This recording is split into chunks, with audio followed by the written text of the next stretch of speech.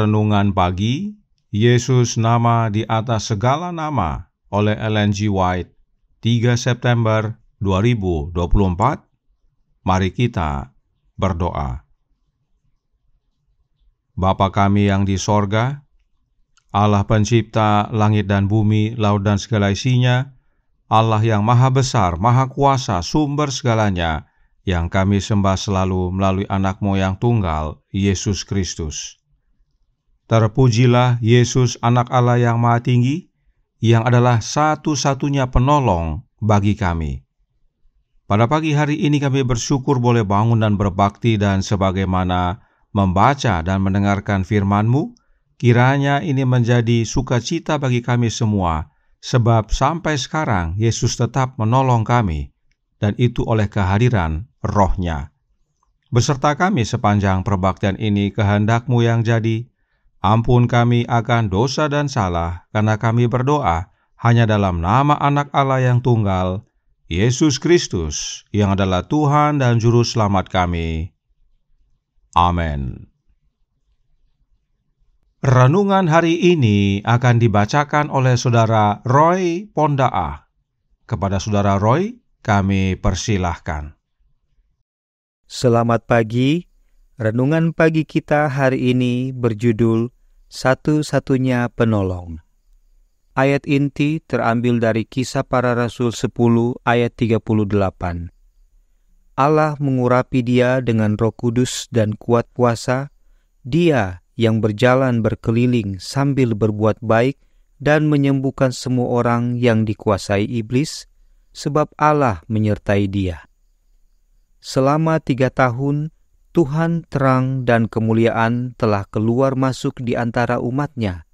Dia yang berjalan berkeliling sambil berbuat baik dan menyembuhkan semua orang yang dikuasai iblis, membalut yang patah hati, membebaskan mereka yang terikat, memulihkan penglihatan bagi yang buta, membuat yang lumpuh berjalan dan yang tuli mendengar, menyembuhkan orang kusta, membangkitkan orang mati, dan menyampaikan kabar baik kepada orang miskin.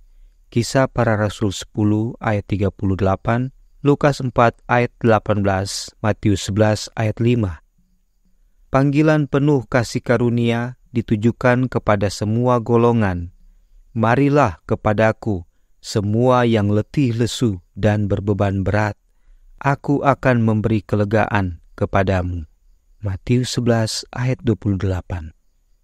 Meskipun kebaikan dibalas dengan kejahatan dan kebencian ganti kasih-Nya, Mazmur 109 ayat 5, ia tetap teguh menjalankan misi belas kasihan-Nya. Tidak pernah ada orang yang ditolak yang mencari kasih karunia-Nya. Seorang pengembara yang tidak memiliki rumah, celaan dan kemiskinan adalah nasibnya sehari-hari. Ia hidup untuk melayani kebutuhan dan meringankan penderitaan pria dan wanita, untuk memohon agar mereka menerima anugerah kehidupan.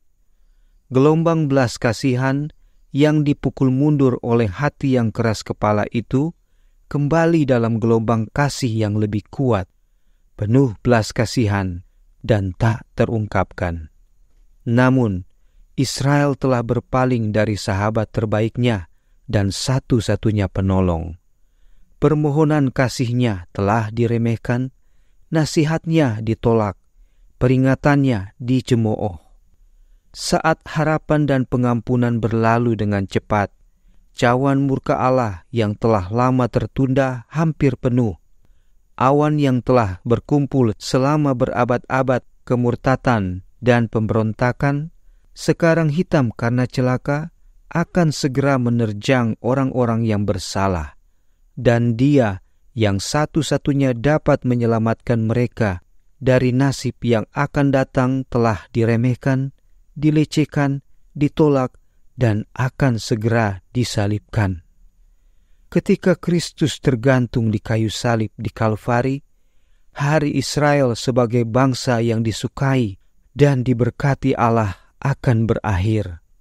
Kehilangan satu jiwa saja merupakan malapetaka yang jauh lebih besar daripada keuntungan dan harta dunia. Tetapi ketika Kristus memandang Yerusalem, kehancuran seluruh kota, seluruh bangsa ada di hadapannya. Kota itu, bangsa itu yang pernah menjadi pilihan Allah, harta kesayangannya. The Great Controversy, halaman 20 dan 21. Demikian bacaan renungan pagi kita hari ini. Terima kasih, Tuhan Yesus memberkati. Terima kasih atas penata layanan Saudara Roy. Tuhan Yesus memberkati. Selamat pagi saudaraku dalam Tuhan. Mari kita baca kembali ayat inti renungan hari ini yang terdapat dalam Kisah 10 ayat 38 yang berbunyi, yaitu tentang Yesus dari Nazaret, bagaimana Allah mengurapi dia dengan Roh Kudus dan kuat kuasa, dia yang berjalan berkeliling sambil berbuat baik dan menyembuhkan semua orang yang dikuasai iblis, sebab Allah menyertai dia. Perhatikan saudaraku dalam Tuhan. Petrus berkata, Allah mengurapi Yesus dengan Roh Kudus dan kuat kuasa, untuk Yesus berkeliling sambil berbuat baik, sebab Allah menyertai Yesus. Jadi, Allah urapi anaknya dengan Roh Kudus, dan Allah sendiri yang sertai anaknya. Artinya, Roh Kudus yang dimaksud adalah rohnya Allah itu sendiri. Sekarang yang menjadi pertanyaan adalah, siapakah Allah yang dimaksudkan Petrus? Yang pasti bukan Trinitas.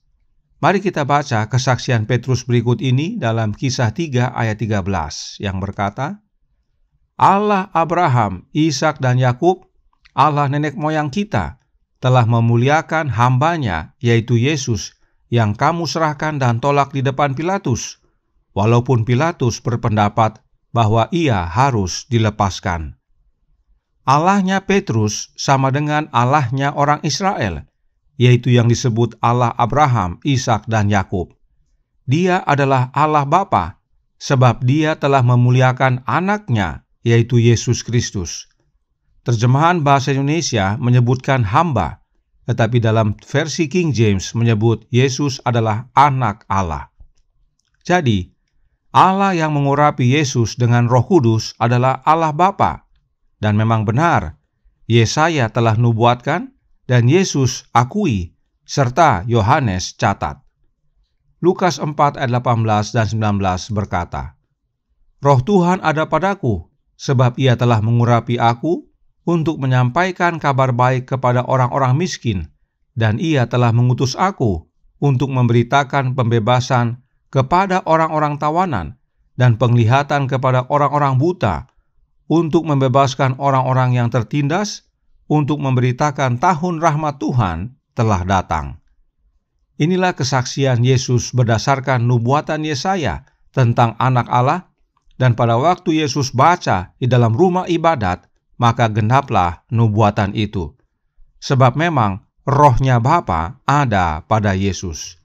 Yohanes 3 ayat 34 berkata, Sebab siapa yang diutus Allah, dialah yang menyampaikan firman Allah, karena Allah mengaruniakan rohnya dengan tidak terbatas. Allah, yaitu Bapa, mengaruniakan rohnya kepada anaknya dengan tidak terbatas. Oleh kehadiran rohnya Bapa inilah Allah menyertai Yesus. Itu sebabnya Yesus berkata dalam Yohanes 8 ayat 29, Dan ia yang telah mengutus aku, ia menyertai aku. Ia tidak membiarkan aku sendiri, sebab aku senantiasa berbuat apa yang berkenan kepadanya. Jelas sekali saudaraku dalam Tuhan, bahwa yang menyertai Yesus adalah Bapanya. Itu sebabnya Bapanya tidak membiarkan Yesus sendiri. Bapa selalu menyertai anaknya.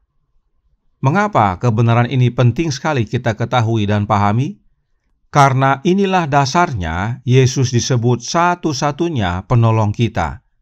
Karena apa yang Yesus kerjakan adalah pekerjaan Bapa dalam dirinya. Bapa di dalam anaknya dan anak di dalam Bapanya. Itulah yang Yesus saksikan. Karenanya Roh Nubuat berkata dalam SDA Bible Commentary volume 3 halaman 1164 paragraf 3. Tuhan Yesus adalah satu-satunya penolong kita. Jika satu-satunya, sudah tentu tidak ada yang lain lagi. Yesus saja penolong kita dan itu sudah cukup. Kenapa?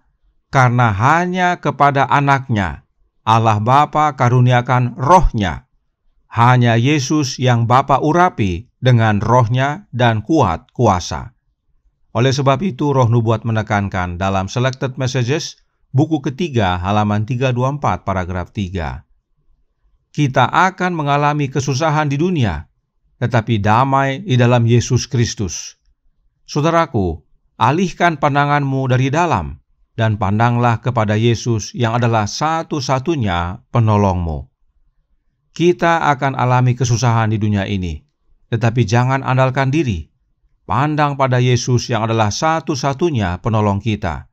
Sebab Dia telah hidup sebagai manusia dan telah dicobai sebagai manusia dan bahkan 100 kali lipat lebih berat, tetapi Dia tidak berbuat dosa. Yesus menang. Tidak ada penolong yang seperti Yesus. Dan Yesus tidak pernah gagal. Bersama Allah di waktu fajar halaman 63 paragraf 1 menjelaskan. Melalui segala ujian, kita mempunyai seorang penolong yang tidak pernah gagal. Ia tidak meninggalkan kita sendirian untuk bergumul dengan pencobaan, bertempur dengan kejahatan, dan akhirnya diremukkan dengan beban dan kesusahan. Meskipun sekarang ia tersembunyi dari pandangan manusia yang fana, namun telinga iman dapat mendengar suaranya mengatakan, "Jangan takut, aku menyertai engkau."